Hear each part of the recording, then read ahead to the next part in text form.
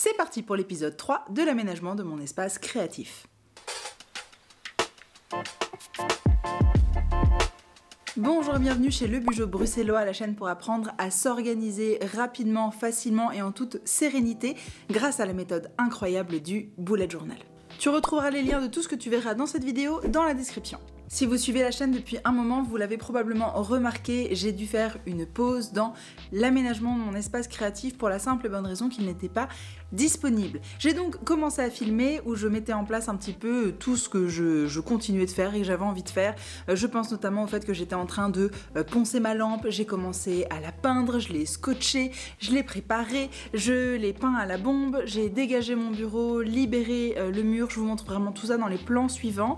J'ai bien avancé, j'étais très contente. J'en suis arrivée au point où j'avais même été chercher les planches pour mettre dans mon bureau pour que ça me fasse des étagères et c'est à ce moment-là que l'aventure s'est arrêtée temporairement. J'ai donc repris l'aménagement de cet espace il y a quelques jours seulement, je te montre tout ça dans les plans suivants, tu verras qu'au global c'était vraiment des plans simples pour dégager un petit peu ce qu'il y avait, reboucher les trous, faire en sorte que mes étagères soient bien positionnées pour que ça puisse faire sens par rapport à l'espace que j'avais envie de créer. Cette pause elle m'a permis aussi de réfléchir à ce que je voulais mettre en place et donc voilà, je te laisse avec les plans de la vidéo, tu verras, j'ai fait un petit peu plein de choses pendant cet aménagement et puis on se retrouve à la fin pour faire un petit peu le point de tout ce que j'ai déjà réalisé.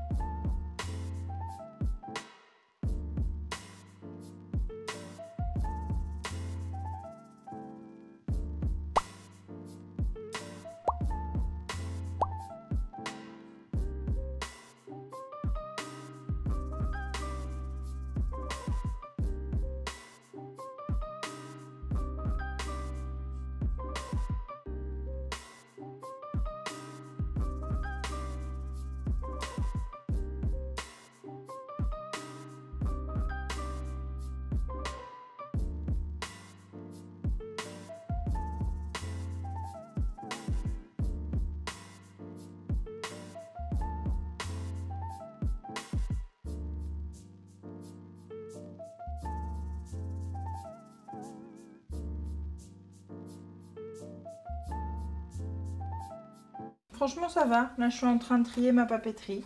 Je suis trop contente, je te montrerai ce soir. J'ai peint ma lampe, ça rend trop bien. C'est vraiment trop beau. Je te montrerai ça. Tu vas me buter un jour, je t'ai dit.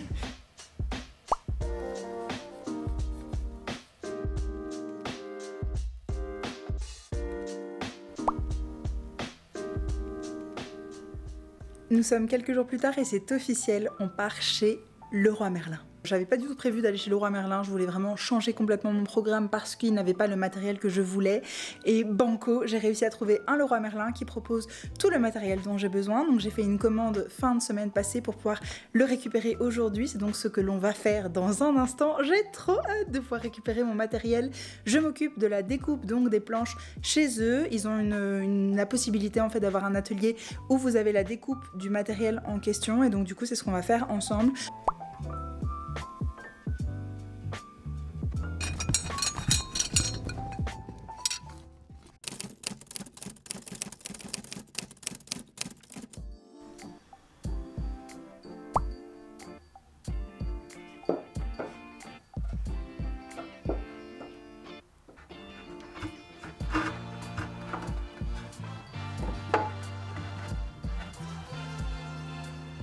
C'est un peu profond quand même, non?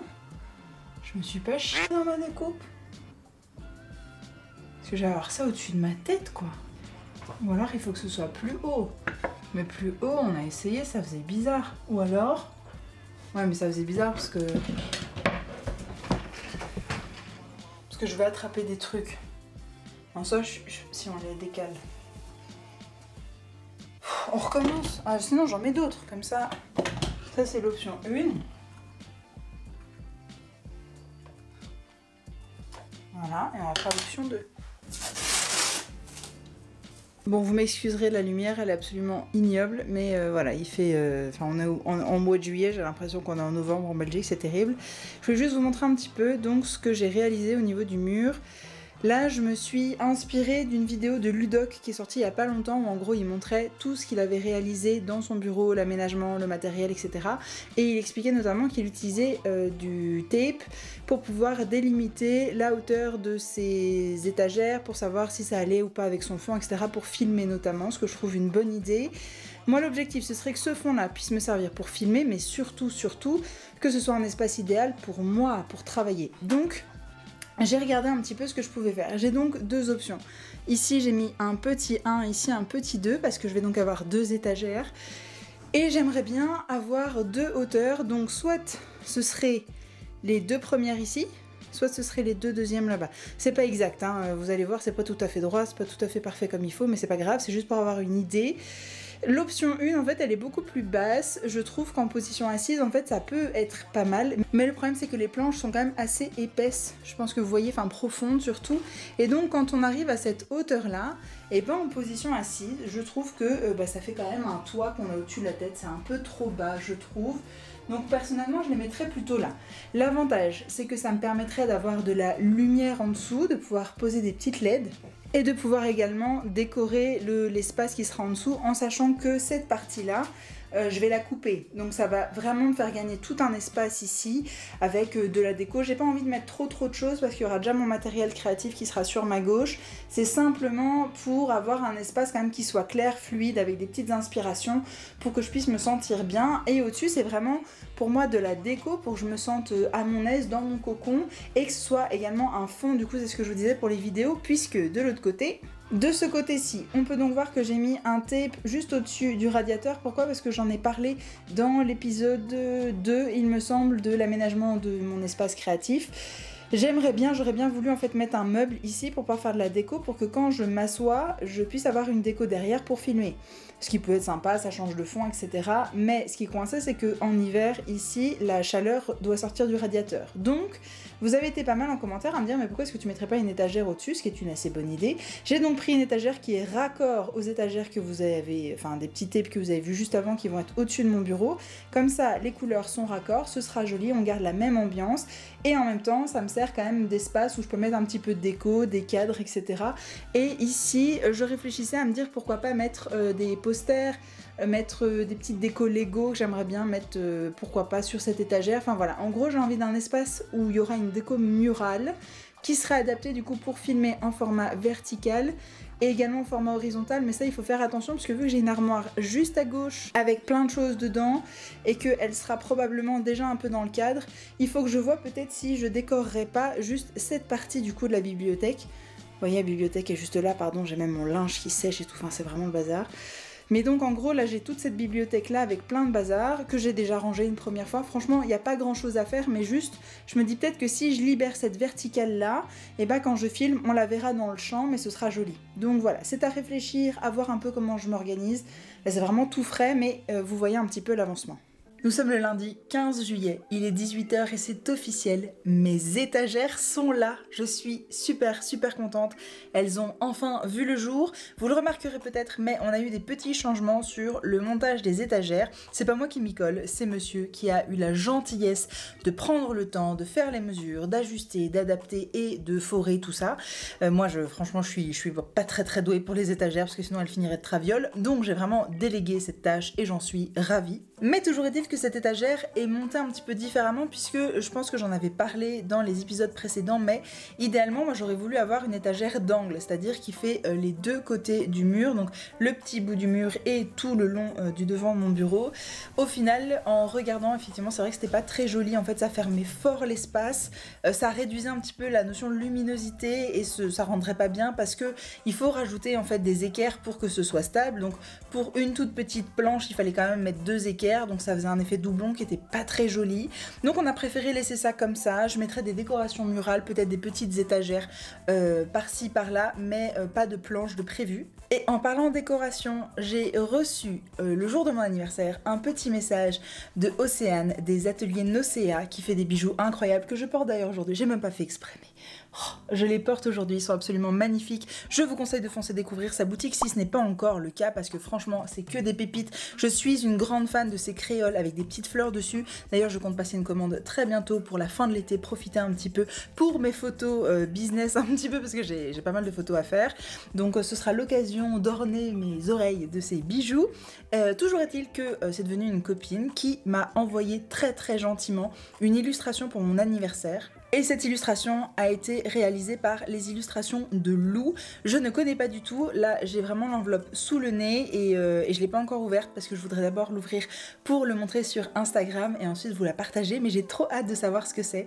Je suis vraiment trop curieuse, mais voilà, mais ça me fait très plaisir et je suis certaine qu'évidemment Océane pense à tout et que donc ce sera très certainement quelque chose qui sera affiché à mon bureau. Voici donc l'illustration qui vient de chez les illustrations de Lou. Je l'aime vraiment beaucoup, elle est très belle et elle ira parfaitement avec les couleurs de mon bureau, couleur un petit peu bois, un petit peu vert, ça va être absolument magnifique. J'ai reçu en plus de ça un petit mot de la part d'Océane qui est sur une carte trop mignonne avec des petits citrons, donc ça me fait très plaisir. C'est décidément des choses qui resteront dans mon bureau que je vais accrocher. Je sais pas encore comment est-ce que je vais agencer tout ça, mais c'est certain. Et je vous montre donc la carte de visite de Lou. Si vous ne la connaissez pas encore, allez découvrir son travail sur les réseaux sociaux. Moi je la connaissais pas et j'ai hâte d'aller jeter un œil à ce qu'elle propose. Elle marque, elle fait de l'art et des illustrations poétiques et quand je vois son illustration je ne peux qu'être d'accord avec ce qu'elle écrit. C'est vraiment trop mignon, donc très contente, très touchée et en plus en bonus j'ai reçu un sticker, donc voilà, que demande le peuple. Et je pense que vous l'avez remarqué derrière moi, mais j'ai acheté des plantes et ce ne sont pas des plantes en plastique mais bien des vraies plantes. J'ai craqué, j'avais tellement envie de me lancer dans l'aventure mais je me faisais pas confiance, je pensais que j'allais pas être capable, etc. Et puis je me suis dit on essaye, on verra. J'en ai pas pris beaucoup, j'ai pris ici, j'ai oublié le nom, mais j'ai pris une petite ça commence mal, j'ai pris une application qui me permet de retracer les plantes, le nom, combien est-ce qu'il faut d'eau par semaine, est-ce qu'elle préfère être à l'ombre, être à la lumière, etc.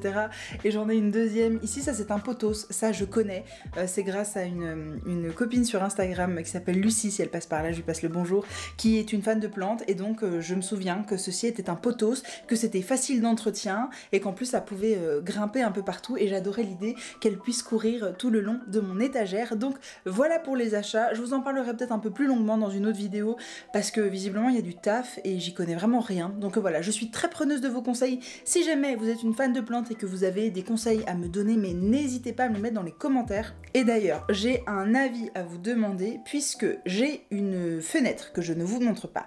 Mais il se trouve que cette fenêtre donne sur la cour intérieure et donc mes voisins voient l'intérieur de chez moi, ce qui me dérange beaucoup. Donc, il y a quelques années de ça, j'ai mis un film qui me permet d'avoir un effet miroir de l'autre côté. Donc, non seulement ça me protège de la chaleur quand il fait très chaud dehors, mais en plus les gens ne voient pas l'intérieur de chez moi.